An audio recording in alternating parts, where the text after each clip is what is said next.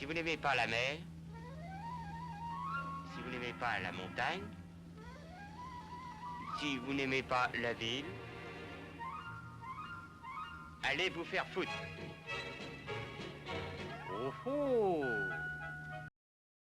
In this essay, I'll be discussing the French New Wave movement, from how it began all the way to its influence on cinema in the current day. This movement started in the late 1950s in post-war France amongst a group of young filmmakers and critics in Paris. They took inspiration from the rise of Hollywood films during the war, which were beginning to challenge cinematic norms and push creative boundaries.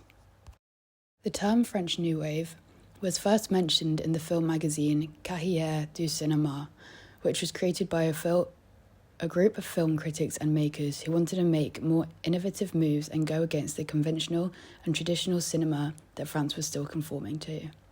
Many of these critics went on to be very influential filmmakers and writers who included François Truffaut, André Bazin, and Jean-Luc Godard. This new genre of film explored new techniques such as deep focus, close-ups, long shots, and a new range of deeper themes which weren't really touched on in earlier cinema.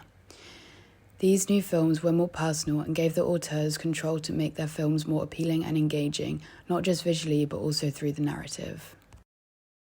Auteur theory was actually proposed during this time.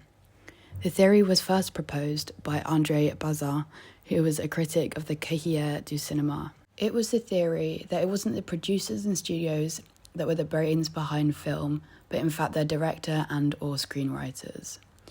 A big part of auteur theory is that you can tell the filmmaker from the stylistic choices used across their body of work. For example, an obvious modern-day auteur would be Wes Anderson, due to his consistent use of symmetry and colour throughout all of his films, as well as having consistent use of quirky narratives.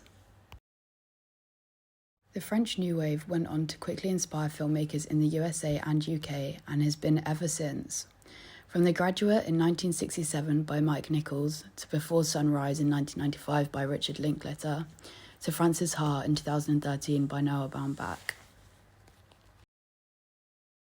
In conclusion, we can see that the French New Wave was an innovative theory and a cornerstone in the history of cinema.